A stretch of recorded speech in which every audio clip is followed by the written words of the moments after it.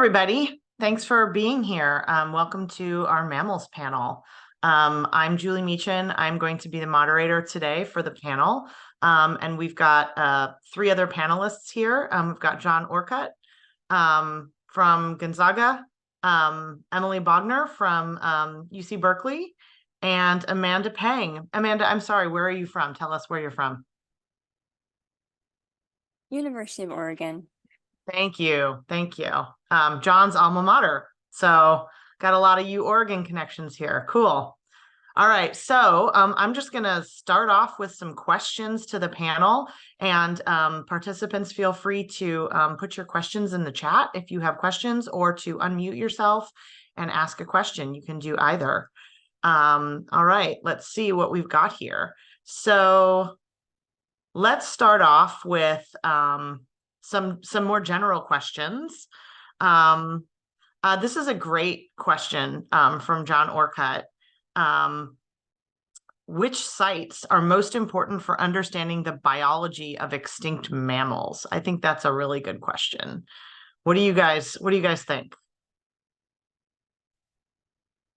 Yes, I can jump in, since it was my question. And thing is, I don't know that I have a single great answer for it, because there's so many to choose from, and I feel like each of us is likely to have have our own sort of favorites. I'm gonna kind of cheat. I kind of had two answers that I can't decide between. One of them is very specific. I've always been amazed by ashfall fossil beds in Nebraska, because it's so rare to have a single moment in time preserved like that, or a week in time, or whatever the current thinking is. And so that's just such an unusual, truly unique site. But I also feel like I have to shill for my home region and my sort of usual study area. And I would say, just sort of on a larger scale, I would put in a plug for the inland Northwest, Oregon, Washington, Idaho, because not only because we have a very good mammal fossil record, but because of the record that we have of climate from multiple different sources and of environments in the region. So those are my two answers that I couldn't decide between. I agree with John. I'm also partial to ashfall fossil beds after working there.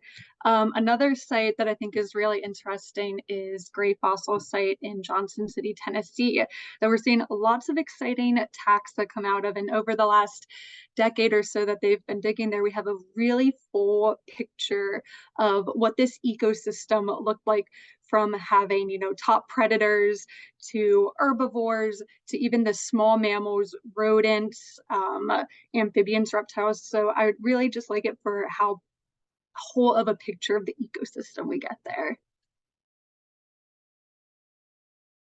And I totally agree with you both. And I would just add that there are also a lot of the fossil record missing from other places in the world. So places like South America and Asia could use a lot more work, especially in the rodent record and things like that. And yeah, based off of other conversations that we've been having during the virtual meeting, I'm certainly not saying we need to do that work, but maybe supporting other scientists in those regions to sort of bring their rodent record, their mammal record, sort of up to speed.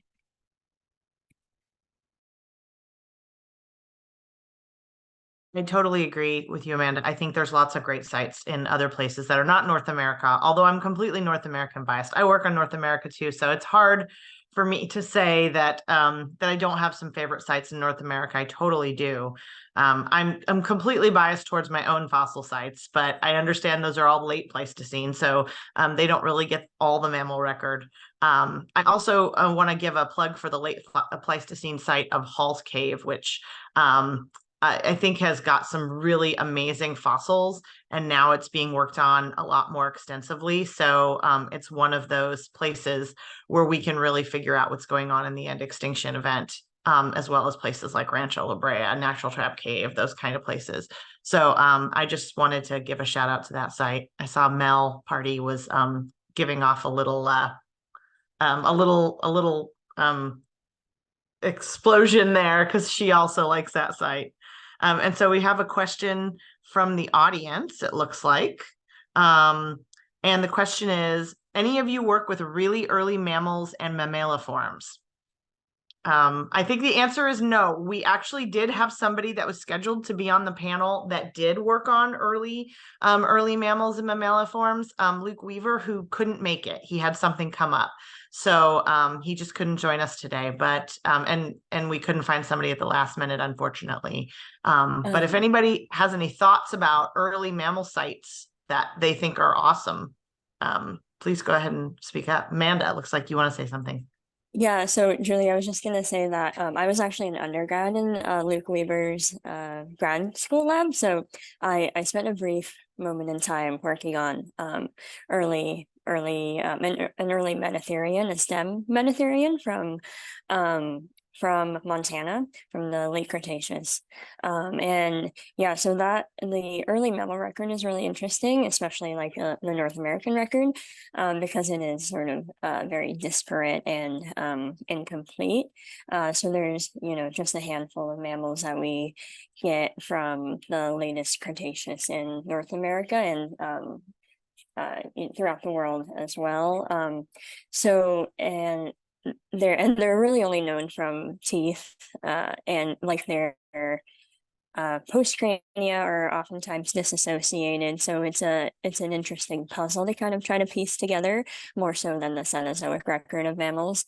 And yeah, and it's always super interesting because the teeth do look very, very different from things that you see in the Cenozoic record, like at Hall's Cave and the other sites that we had just mentioned. So it's I would say, and I applaud Luke for working on that record because it is so so disparate and difficult to work with. So it's a very tough job for the few who attempt it.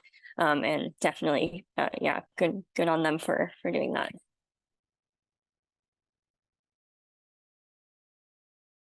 So we have a comment from the chat. From Romy Rayner says, I've been doing a lot of work with early mid-Triassic cynodonts from South Africa's Karoo. Interested to know how much there is with early stem mammals in North America. I think a lot of cynodonts and mammaliformes are just isolated teeth. So I think that's kind of what you were saying, Amanda. There are a lot of isolated teeth, unfortunately.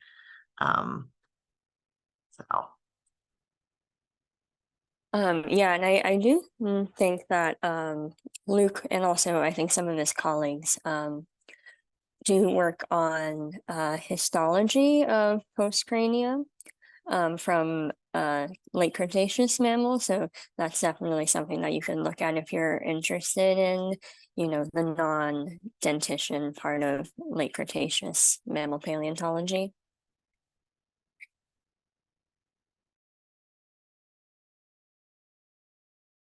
We have another comment from the chat that says, teeth have received so much focus. There's a joke that if you study fossil mammals, what you are really studying is teeth.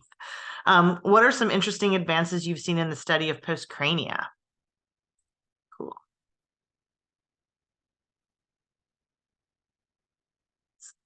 Do we have questions? We have comments from our panel on postcrania? I definitely have thoughts. I just didn't want to jump on anybody. I'm a huge fan of I'm definitely a huge fan. I'm very interested in what we can learn from humeri in particular and upper arm bones, because they are so central to locomotion, to lifestyle in a lot of animals. That was on a paper a couple years ago where we described a species based largely on humeral morphology. Yeah, I think that's and that's obviously just one bone.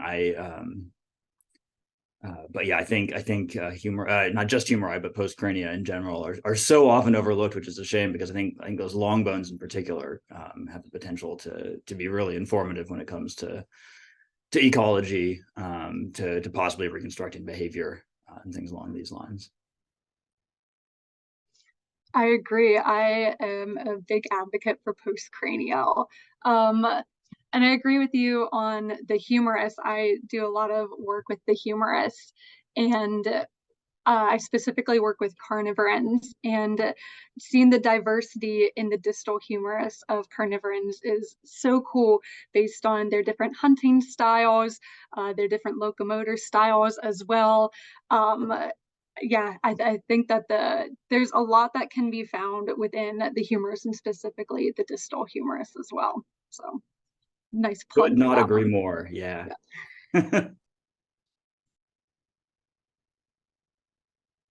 I kind of had a follow-up question to that. And it is, so how do you deal with postcrania when they're unassociated? Like, what sort of information can you get from that?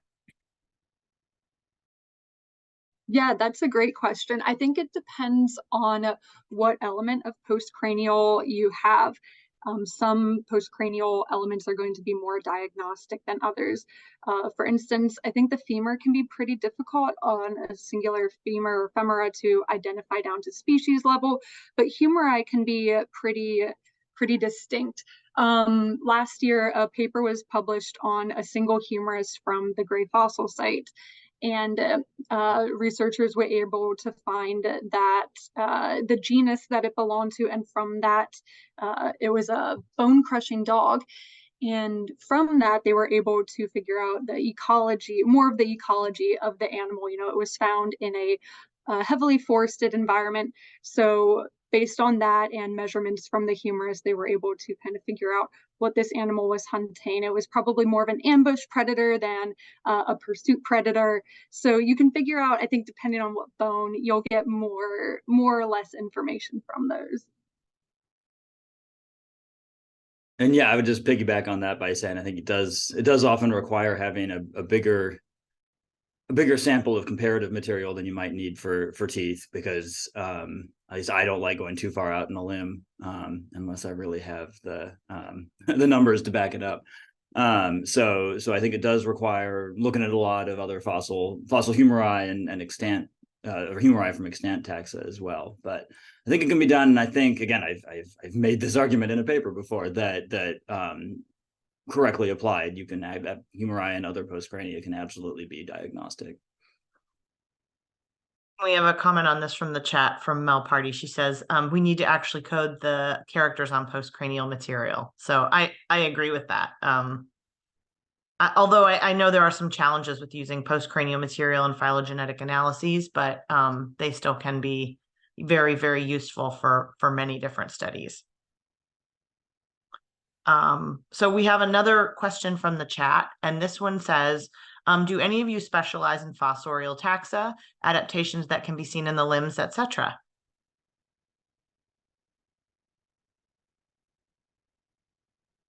Okay, so again, I hope I'm not jumping on anybody's answer here, but I don't know if I'd say I specialize in fossorial taxa, but one of the ongoing projects we've had in my lab has been working with ground squirrel humeri and reconstructing, or at least trying to reconstruct, burrowing behavior in that particular group of fossorial rodents. It's been an ongoing project because that's the nature of working with undergrads. Everyone who gets really involved in it graduates, which is good. We like that. But yeah, that is something I've been dabbling in lately. Yeah, I also similarly don't work with fossorial taxa, but I do know if you're looking at their skeleton, one sometimes diagnostic feature you can look at is the olecranon process on the ona. And typically, if you have a longer olecranon process, that's going to give you more mechanical advantage for being able to dig, which is, yeah, what we see in fossorial animals. And I realized I totally didn't even answer the second part of that question, which is I could send you a whole list of features of the humerus that I would argue are diagnostic of, or at least fairly diagnostic of fossoriality. Thanks. That's really interesting. I've been looking at the evolution of animals starting to dig. I work with cynodonts, so I've kind of dipped in to see what you guys are doing a bit kind of later on, because I'm sort of working, earlier than that. But I've been wondering if to potentially try and build a digging robot to look at the way these limbs are creating different burrows. So, a lot of the cynodonts, we find them in burrow casts, so and we kind of assume they made the burrow, but there isn't necessarily more direct evidence than the fact that they're just in, like they're in it. So I've been thinking quite a lot about how you would tell sort of from the limbs themselves, and I just thought maybe, there might be something that could be informed by taxa that have come later on that are more distinctly mammalian and have kind of radiated more into these various niches, and like, for definite these animals are digging, and that I might almost be able to sort of like translate that backwards, if that makes sense. I mean, Romy, that makes total sense. I'll just jump in and say, I think the taxa you really want to look at in modern mammals include things like armadillos, badgers, moles, which are incredibly weird. Yeah. And then some rodents, some different rodents, right? Like gophers and other digging rodents, other burrowing rodents. I think those are the main ones that probably would really give you informative characters. Emily, John, Amanda, what do you guys think? What other taxa? I wanted to comment on, you mentioned building a robot that can dig. Someone you might want to get in contact with, who I know is Robert Fole from UC Berkeley in the integrative biology department. He has a student whose name I unfortunately can't remember right now, who is creating a digging robot. So that might be some avenue to look down. And I just wanted to jump off what Julie was saying, which is that rodents would be an excellent set of taxa to look at. So there's multiple different forms of digging that rodents and other mammals utilize, and it's either head lift digging, scratch digging. There's a lot of different types of digging that mammals engage in. So you could definitely look into those and try to determine which set of morphologies most closely match the cynodonts that you have.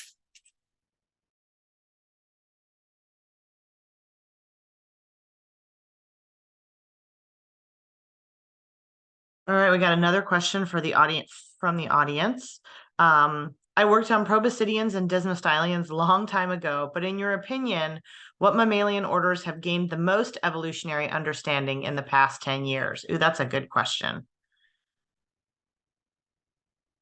It's tough. I know I see the panels thinking. Jump in, guys, when you have an answer.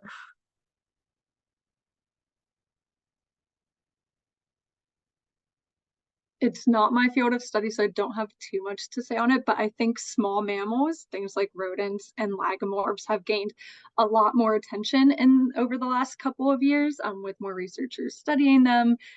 There can be a lot to be studied with small mammals too, a lot of things like climate change as well, which is really prevalent in research today. So I don't know if I can expand further on that, but that would be my take, is that rodents are kind of coming to the forefront now. Yeah, and I'll just echo what Emily said.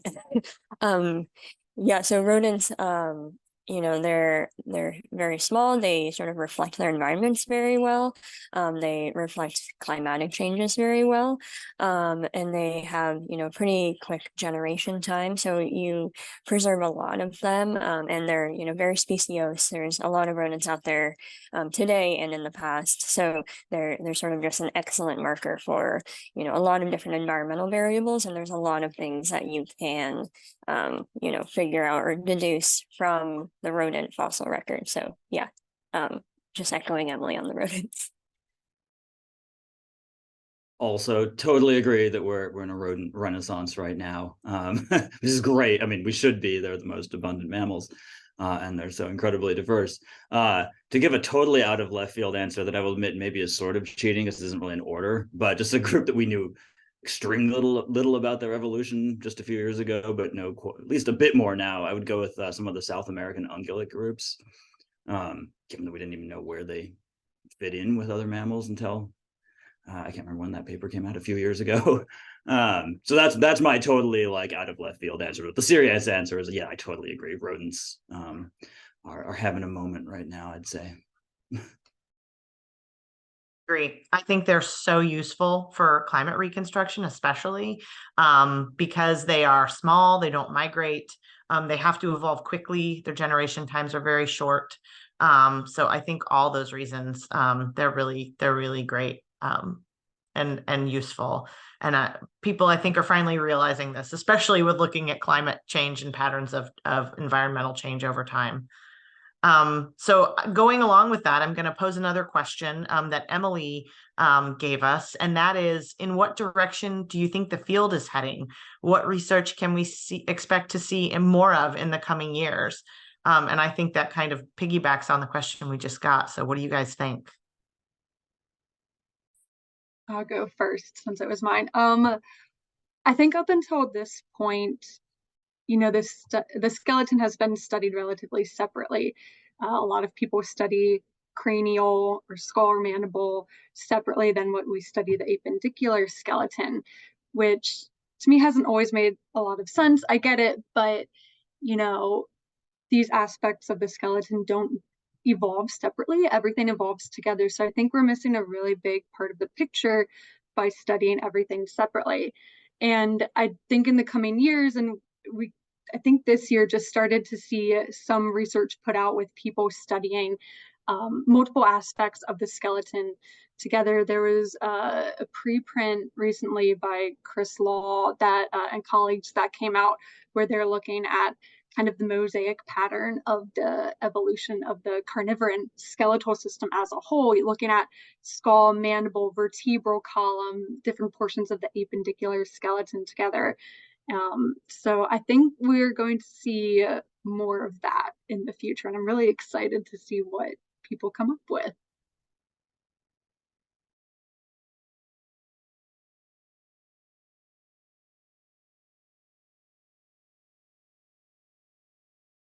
Yeah, again, I find myself agreeing with almost everything my other panelists are saying, which is great.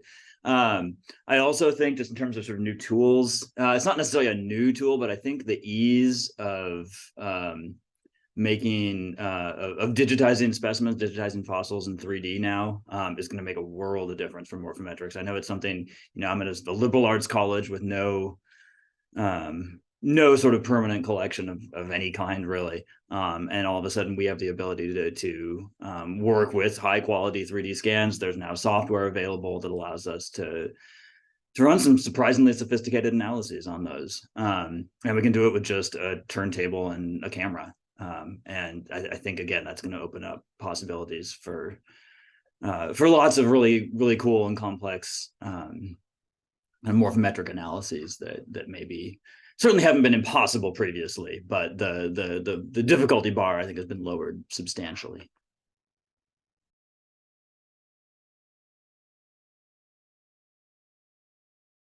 Any thoughts, Amanda? Yeah, nice. I think she might be For frozen. both of you, digital collections. Oh, sorry. Am I coming through okay? You were frozen to begin with, so just repeat the beginning part of what you said. Oh, okay. Yeah, and I apologize. My Wi-Fi might be sort of cutting in and out. Yeah, I was just saying that I totally agree with John and Emily. And I think a big theme of the in-person meeting was the importance of digital collections and how important it is to make sure that your museum collections are you know, being preserved digitally as well as physically. And yeah, and there was a particular, I think, Romer talk where the presenter had done the entire study basically from their couch during COVID using museum scanned collections. So it just shows, you know, how also makes it so that a lot like a bigger audience is able to access those collections as well, which, you know, is also very important.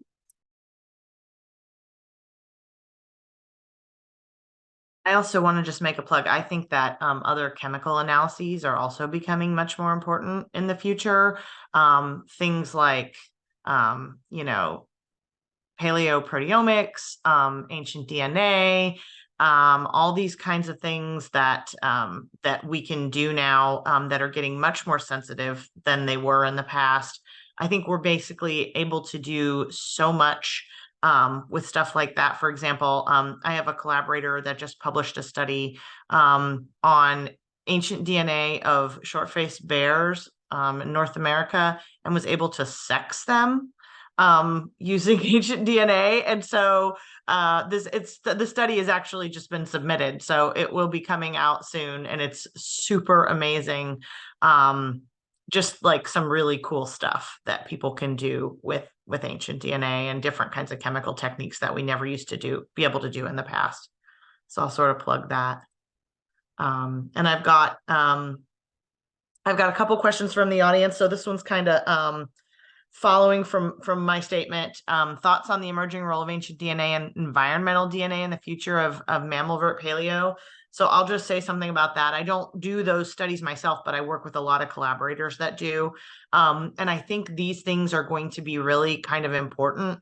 Sort of eDNA is one of those new things that's basically like you take a bunch of dirt from a site and you run it and you sequence all the DNA that was in the dirt, and you find animals that you don't even have the fossils of. So it's really kind of cool to be able to like see an entire ecosystem from dirt. And that's something that will be happening, I think, more of in the future. And I think being able to understand how animals have changed through time, through their DNA too. What we're seeing, in at least in late Pleistocene paleo, is that not only did we lose some morphological diversity, but we lost a ton of genetic diversity at the end Pleistocene extinction event. So there are lots of things that we will be able to do with that. And the question is, how far back can eDNA go? I actually don't know. I'm really unsure about that. Do my panelists have any thoughts, or anybody in the audience have any thoughts on how far back we can get that kind of information?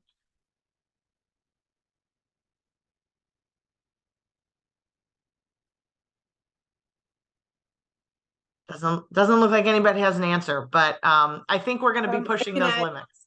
Yeah. I was going to say we working with the group that did the research in Greenland, the eDNA in Greenland from Copenhagen. So the plan is to be looking in the Canadian high Arctic at older Pliocene sediments for ancient environmental DNA. So hopefully Pliocene at least.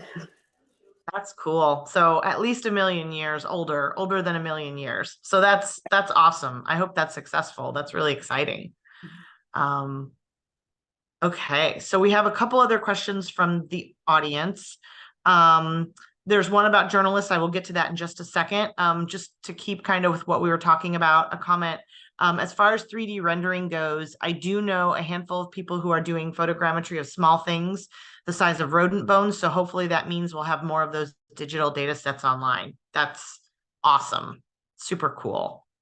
So we do have did anybody? Okay. We do have one comment from the audience. We'll kind of switch gears a little bit and see what our panelists have to say. Are there things you wish that journalists would communicate to the general public about mammalian studies?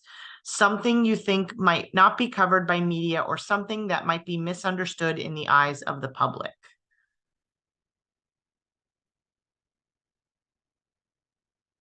I think for this one, going back to rodents, I think I joke a lot that there's a correlation between how charismatic your taxa is and what they can actually tell you about the fossil record. Whereas Amanda and John were saying, you can learn so much from rodents, they're directly tied to their environment, but they're not really charismatic to the general public who cares about a mouse. Kind of, you see them in your house, we think of them as pests. So I wish that, these taxa that aren't typically put at the forefront were covered more by journalists, because I think oftentimes there's so much we can learn from them that is being left out. Yeah, I think a lot of the coverage you see, I think it's true across all sorts of different groups of fossil organisms, but I think so much of the focus is on superlatives, like oldest, biggest, weirdest, whatever. And I think especially with mammals, so much of the interest is not in, there are some amazingly like old and weird and big mammals out there, but so much of the interest is not in those superlatives. It's in the stories that those fossils tell. And I think oftentimes, I know this from coverage of some of my own stuff, that story gets lost in translation. And I can understand why to an extent, because some of it is very of interest to a very small group of us, perhaps. But yeah, I guess I'd just love to see more of the emphasis on sort of storytelling.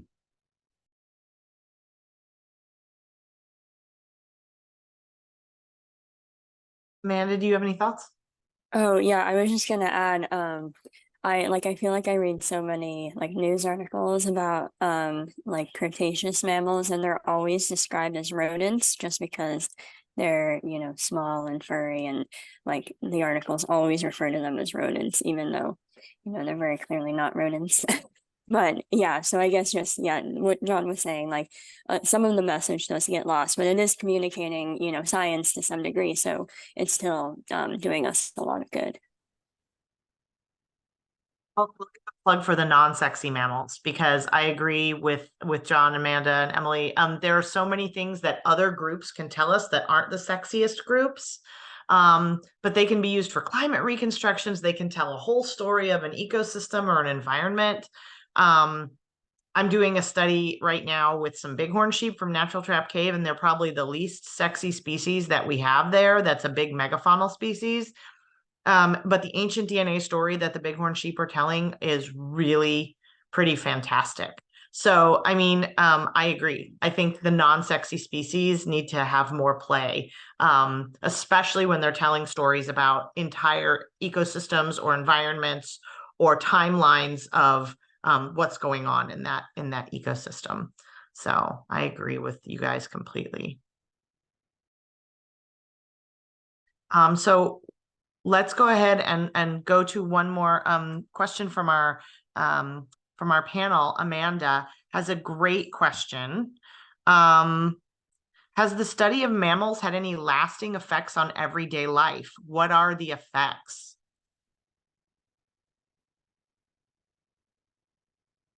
Amanda, you want to start this one? Sure, yeah. So what I was thinking about for this question was so I'm sure like a lot of this panel has written like NSF proposals and things like that. And a really big part of that is sort of broader impacts. So how does this research impact like society, the world, and things like that? So I was just sort of thinking about, you know, in what ways do our research actually impact like, and I'm sorry, I can't figure out how to word that sentence, but in what ways does the research actually impact like everyday life? And in my own research, I'm really interested in the ways that climate and the landscape affect rodent evolution. And so in light of the modern day, right, where we're getting sort of anthropogenic climate change and things like, you know, human impacts on the landscape, I'm interested in how, like what we can find out about the past, whether that will help us inform what can happen in the future if we keep going down the line of climate change and landscape change and things like that.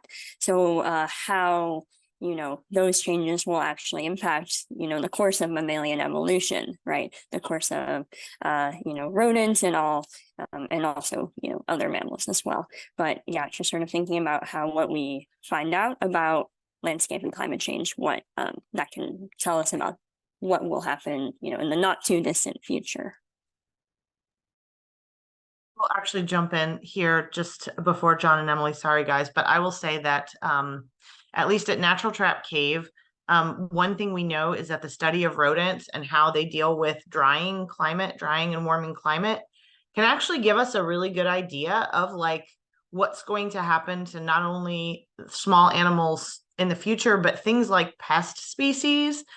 Just like what you said, Emily, a lot of people think of rodents as pests, but the study of climate change and rodents can actually tell us a lot about how we're dealing with those kinds of pests, not only just the pests in our house, but like how do they eat crops? Like do rodents, you know, decimate plant species that we grow for food? So there's lots of really cool ways I think that we can look at that, how studies of mammals can actually affect our everyday life. And I think especially studies of climate change and how that's going to affect mammals is really important because we coexist with a lot of different mammals. And so especially the ones that affect us on a day-to-day basis, like big ungulates, for example, that we grow, and rodents that we have to live with as pests and commensals. I think those are super important questions. So I'll let Emily and John weigh in too.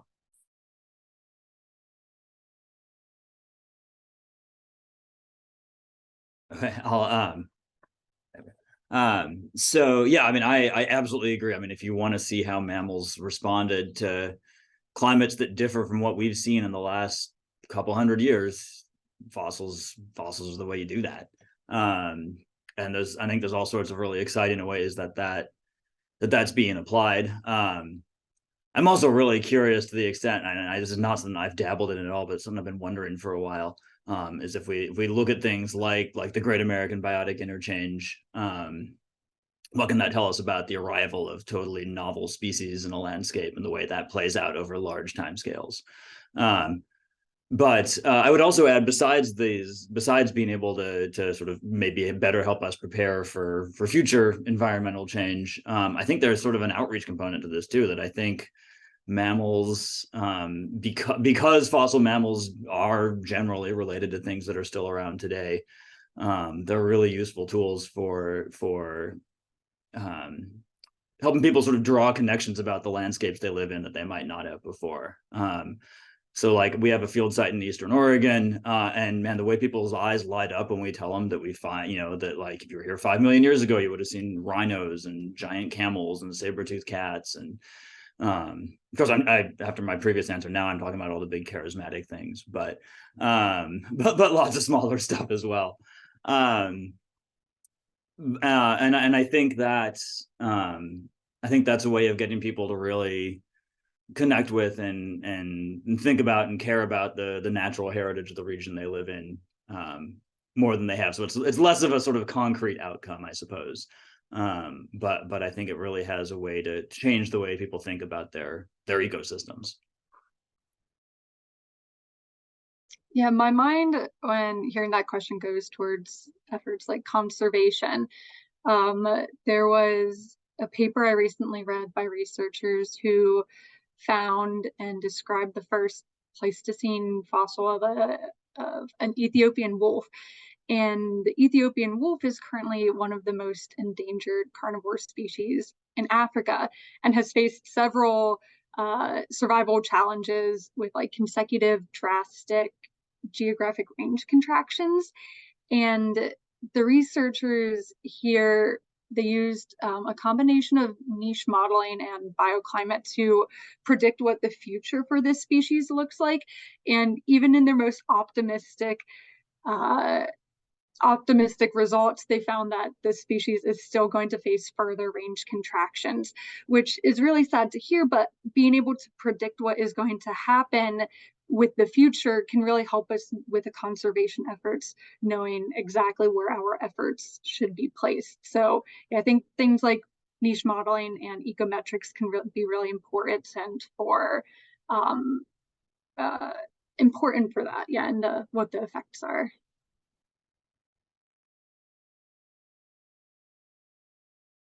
And we have a comment from the audience. To give credit to past work, mammals used for chronostratigraphy, example, Nalma's North American land mammal ages. So yeah, mammals are kind of important especially in the study of the Cenozoic and going forward into the future. So I've got a question from the audience about my sheep study at Natural Trap. Can you tell us about the story of the sheep? Understand if it's no, because it's progress. So we do have some outcome on the sheep. We don't have a lot. Basically, the sheep study is, I'm one of the co-authors. It's being led by a graduate student in Canada. But basically what she's looking at is ancient DNA of sheep across Canada and into North America, into mid-continental North America, I should say. And what they're finding is that Dall sheep and bighorn sheep and thinhorn sheep are kind of a continuation, especially bighorn and thinhorn. And we have bighorn sheep at Natural Trap, but it actually looks like our bighorn sheep at Natural Trap might be hybrids between bighorn and thinhorn, which is kind of cool. And they're definitely hybrids between the sheep that were up in Beringia and that were lower in the lower 48 is what we're kind of seeing.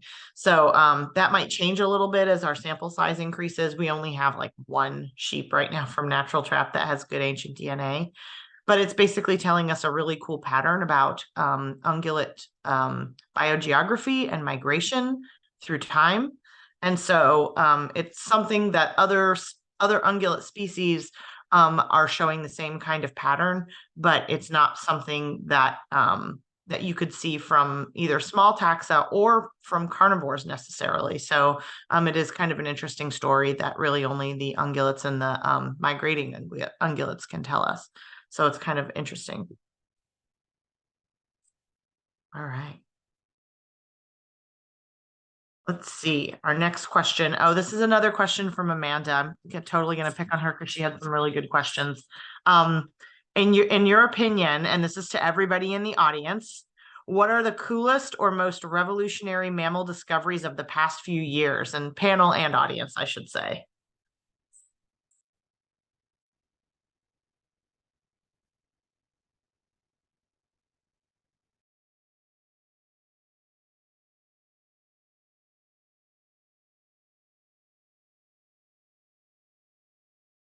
I don't know. How do we choose? There's so many.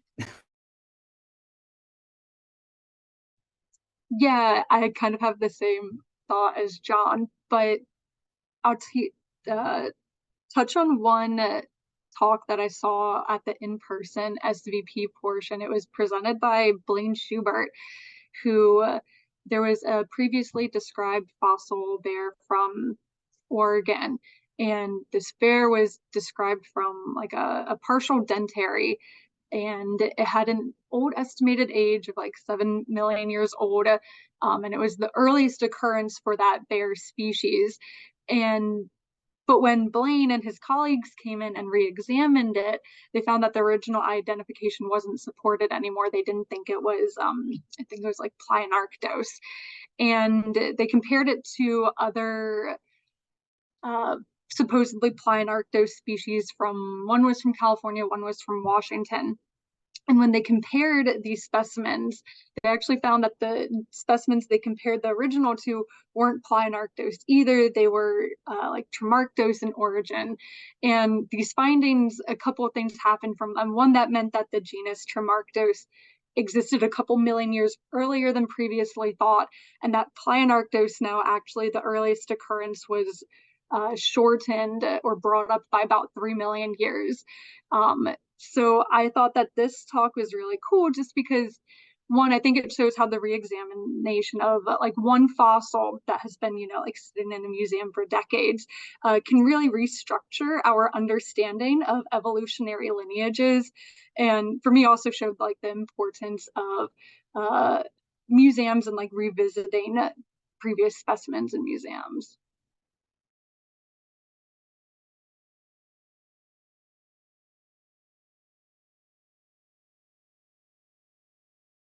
You have a comment from the audience. Just in general, in the last several years, I've just been really intrigued by the fossil record of taxa that are still alive and how variable and adaptable they can be through time. I agree with that. I second that. There are so many weird and cool things that we thought we didn't know about taxa that are still alive.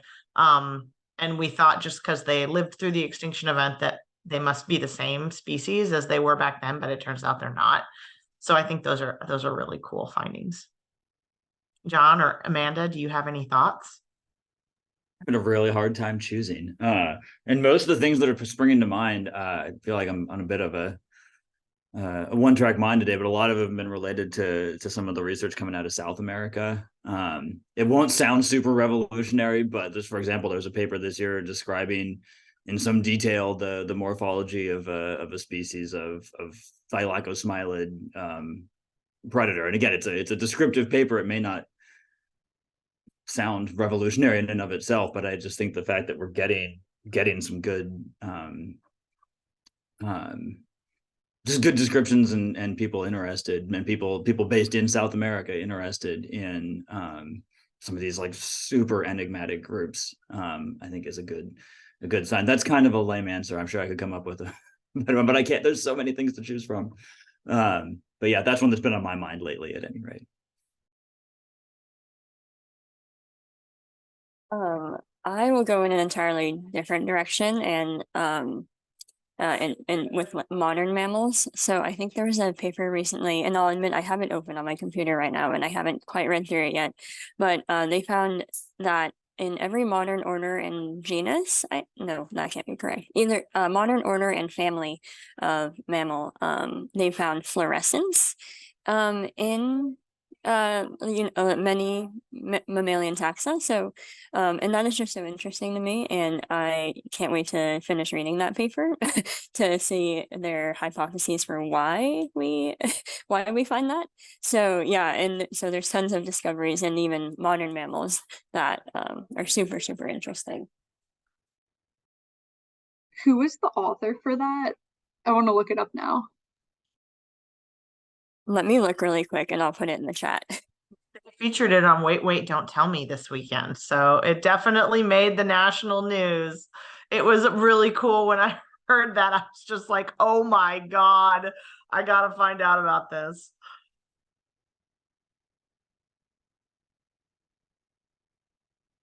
All right. And so let's let Amanda find that article. Maybe you can put it in the chat, Amanda, when you have that information so other people can look that paper up too. Perfect. Thank you so much. I'm going to finish out the session. We've got about 15 minutes left with our last question that I posed. And that is, what kinds of big picture questions can we ask using mammals that can't be addressed as easily in other groups? So why are mammals such a cool group to study? I'm going to let somebody else go first too, because I have my biases, but I want to hear what you guys have to say. John or Emily or Amanda? Yeah, I think in general, because mammals are so diverse, and like that diversity includes the localities that we find them, their morphology, diet. You know, we see them from North Pole to South Pole and in almost every environment on our planet. And that geographical diversity comes with, you know, diversity that we see in their morphology. And one thing for me that I think, speaking of morphology, that sets mammals aside from other taxa are looking at their vertebral column, where we have very specialized segments within our vertebral column that allow us to move in very different ways. When I say we, I mean mammals as a whole group. But like, you know, this is the difference of like why you can ride a horse and you put a saddle on a horse and ride it. Its vertebral column is pretty rigid, but you know, a cheetah, or even if you think of something like a greyhound, where they have that very flexible back that they can, you know, kind of curl while they're running to extend and then extend it to widen their stride length. So I think there's, at least for functionality, a lot with the vertebral column that would set mammals apart. Yeah, and absolutely agreed on the sort of diversity of body plans, like that. There is just an incredible diversity. I think another thing that really makes a big difference with mammals is that we do have this through line between connecting many, at least, fossil taxa and modern taxa, and that for pretty much any living group of mammals, we can trace that their ancestry back, you know, in some cases all the way back to like the Paleocene, which is handy not just because it gives us modern analogs that we can use to compare things with, which is super helpful and something we wouldn't be able to do so well with, you know, not to call out a particular field, but like dinosaurs.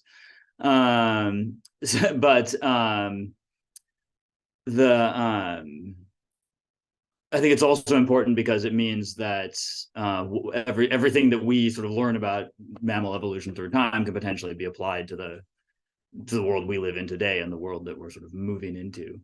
So I think, I think that through line is one of the reasons mammals are so exciting. Right. Yeah. And like almost every, you know, ecosystem on Earth today, right? Mammals are a super important story in those ecosystems. So I think to understand, you know, our environments and ecosystems today, we really need to understand mammals. And so, you know, part of that is going back in time in the fossil record and, finding out, things about their morphology and their ecology and all of that. So I think in the world, like the other two panelists were saying, in the world we live in today, mammals are a really important story. And to understand that fully, we do need a lot of the fossil record. I'll just also plug that mammals have probably one of the best fossil records in the world. Other groups might be just as ecologically diverse. For example, dinosaurs might have been just as ecologically diverse. But the sad truth is that the dinosaur fossil record is nothing like the mammal fossil record. So even though we can study those kinds of things in that record, the mammal record is just superlative in terms of like the kinds of questions we can ask and the kinds of fossil reconstructions that we can do because our record is so good. And so I think that is one of the main things I was thinking of when I kind of posed this question is like, why are mammals such an amazing group to study? And that is one of the reasons, is that their fossil record is just so awesome and that we just have the ability to ask questions, for example, about, populations of mammals in the past that you really are limited with in other taxa.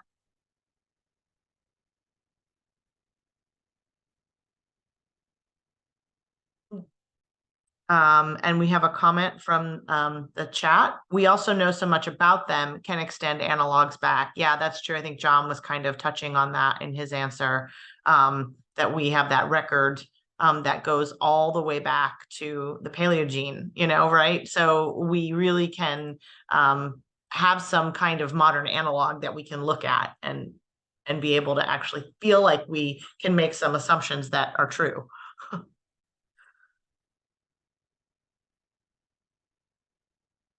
Any other questions from the audience for us? We've got about 7 minutes left, and I want to make sure that we address all the questions that our audience might have.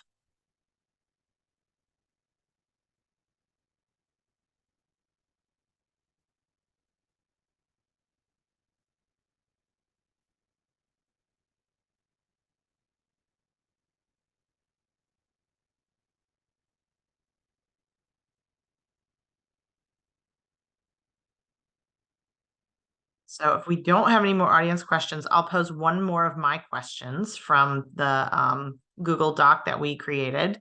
So my last question will be, what new techniques, questions, or fossil sites have brought mammalian paleontology into the 21st century? So anything that's been really new about mammals, any techniques that we've used, especially on mammals, that are our 21st century techniques?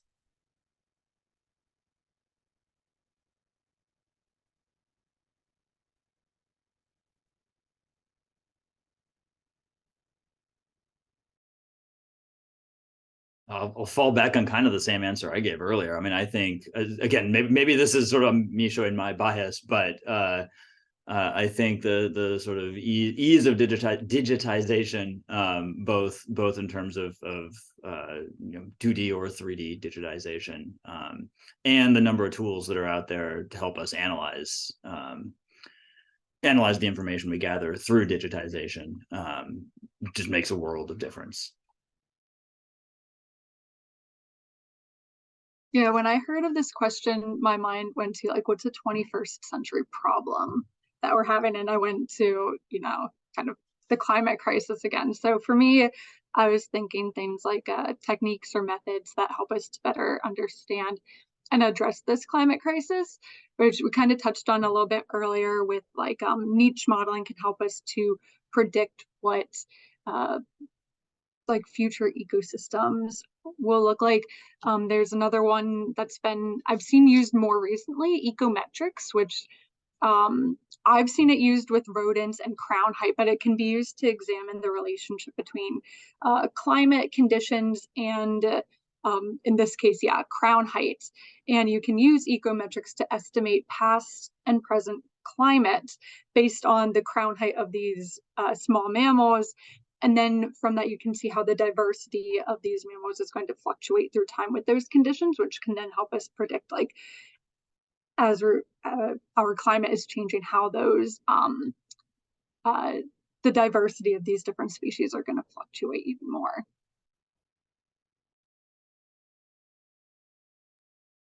And I'll answer a slightly different question than you asked, Julie. And because I think the people are kind of what is bringing paleontology into the 21st century.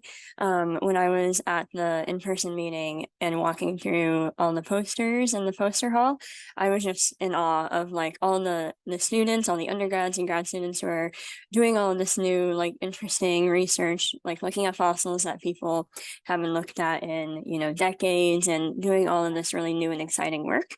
I think that, the students and the young people who are, getting interested in fossils now and just starting in paleontology, I think they're a big part of what is moving us into the 21st century. That's a great answer, Amanda. That also makes me think that like increasing diversity in our field and in the society also will bring us more into the 21st century, because as we know, diverse viewpoints let us answer diverse questions, right? People with different viewpoints have questions that we never thought of. So I think that's a great way to think about it. The people are bringing us into the 21st century. It's awesome. And we have one more question from the chat that we can answer before we adjourn. Bats are cool. Any new insights about mega or microchiropterans? Anybody have any thoughts about chiropterans? I don't know much about what's going on with chiropterans. Do any of you all? I know just enough to agree that they are cool. That's all I got. Me too.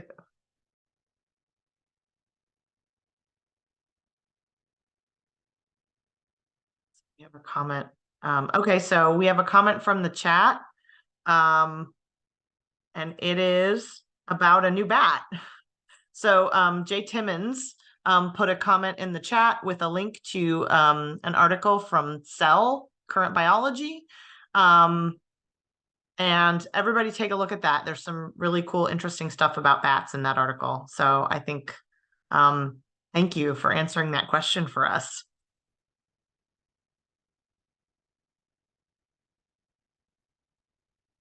Awesome. Any other last thoughts from our panel or from the audience before we wrap up?